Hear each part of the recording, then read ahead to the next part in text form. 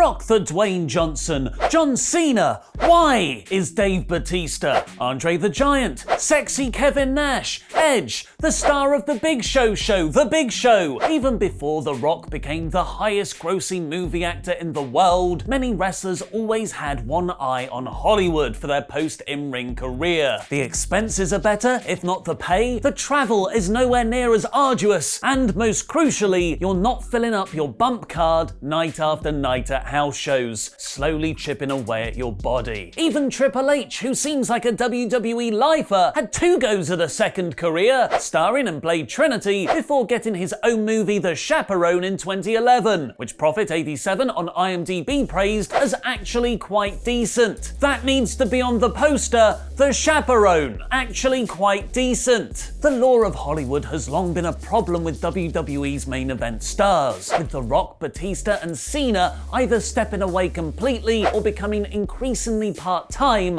while at the top of the company to pursue their chances on the silver screen. So while WWE will likely be very happy that their top lady wrestler Becky Lynch has suddenly got over in the entertainment world, you've also got to think they're concerned about what that means for her future. After wrestling around the world in her teens and early 20s, Becky actually quit for a bit to get her acting degree. She continued acting classes throughout her time at WWE to improve on selling and promos, and even now in self-isolation, she's revealed in an interview that she's doing acting classes online. It's one of the reasons her performances on WWE TV are so compelling, and that combined with her sustained push at the top of the company has reportedly made the entertainment world take note. The Wrestling Observer newsletter is reporting that many people in the entertainment industry are very interested in Lynch because of her ability to connect with crowds. She's set to be prominently featured in a major national women's magazine soon, which will only increase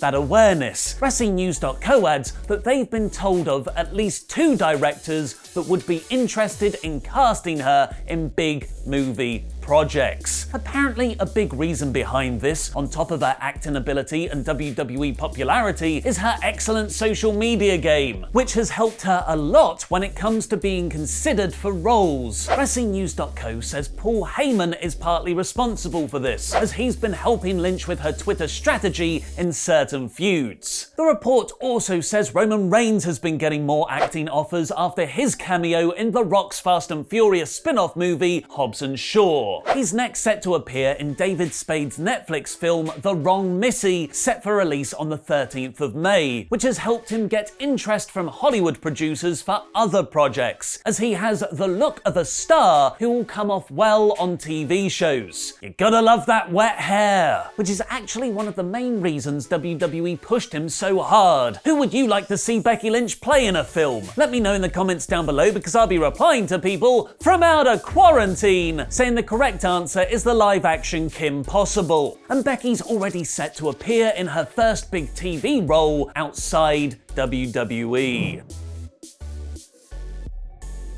Thanks for your support on Patreon, the Blakesman Craft Blakenter.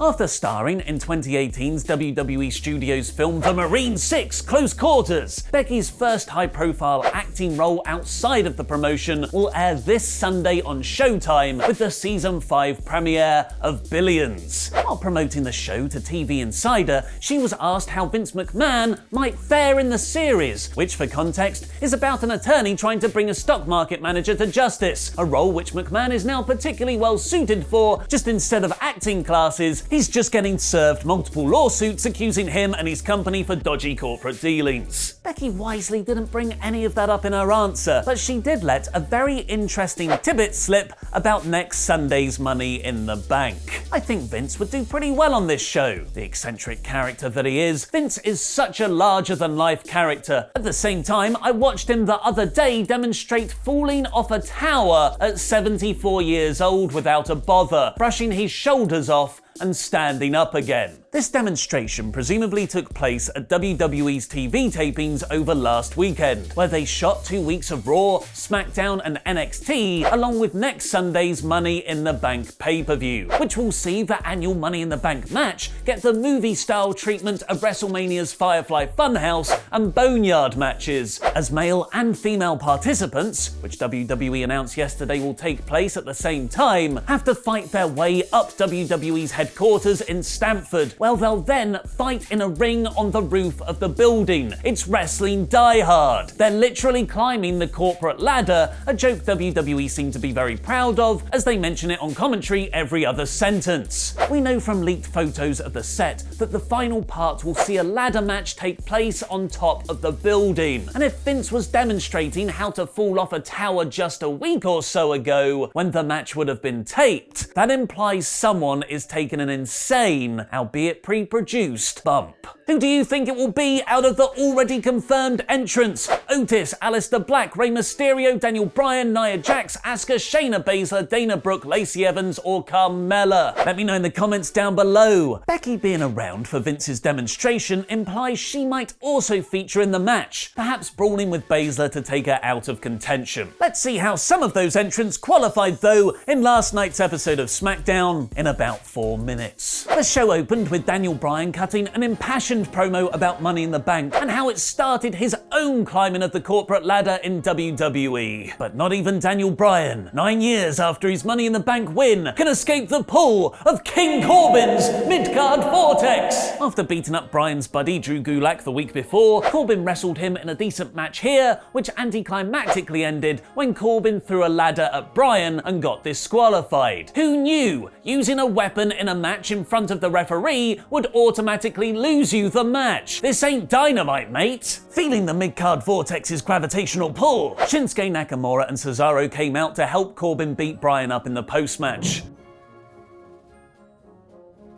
Braun Strowman's promo was interrupted by a Bray Wyatt Firefly Funhouse, who told a story of the Black Sheep, calling back to Strowman's Wyatt family history. Braun wanted them to go face to face, but Wyatt just waved goodbye, goodbye, bye. Sheamus squashed Evolve's Leon Ruff next, and then threatened to be waiting for Jeff Hardy and his return on next week's SmackDown. Mandy Rose took on Carmella in a Climb the Corporate Ladder qualifying match, which saw Sonya Deville come out to distract Mandy, neatly bringing up what happened this time last year, that Sonya gave Rose her Money in the Bank spot and Mandy still lost. The distraction allowed Carmella to capitalize with a super kick for the win. Deville then brutally beat down Mandy, using the ring steps with a fiery intensity. Deville gets better and better every week, with her promo last Friday and now this excellent beatdown spot. After they stood tall in last week's brawl, the Forgotten Sons took on the New Day in a non-title match with Miz and Morrison on commentary, where the Sons got a relatively clean win over the champions. A title shot is presumably in their future, as SmackDown continues to flesh out their tag team division with multiple possible challengers. Sasha Banks tried to get some Team Bad points with Tamina backstage ahead of Tamina's shot at Bayley's SmackDown Women's title, but nobody's more observant than Tamina, as she pretty coolly caught Bayley's sneak attack by grabbing her by the throat. Then we got Lacey Evans jumping in for all the SmackDown women brawling around backstage. Dolph Ziggler cut a brilliant emotional promo backstage with Deville next, claiming he's going to beat Otis, win Money in the Bank, cash in, become champion again, and ultimately comfort Mandy Rose once Sonya had destroyed her. Sonya and Ziggler are really elevating what could have just been a throwaway soap opera storyline. Full credit to WWE for giving this the focus it deserves. While Otis and Ziggler's main event qualifier match didn't have the emotional stakes of their WrestleMania encounter, the context and storyline running into it actually made the action very dramatic, with Otis getting a shock victory with the Caterpillar and qualifying for Climb the Corporate Ladder in the Bank. Your future Mr. Money in the Bank, Otis! No, think bigger. Your future WWE Champion, Otis! No, bigger than that. The next cameo star for the Season 6 premiere of Showtime's series Billions. That's when you know you've made it. That was this week's SmackDown in about 4 minutes. Let me know your thoughts in the comments down below and press the I above my head to cast your vote.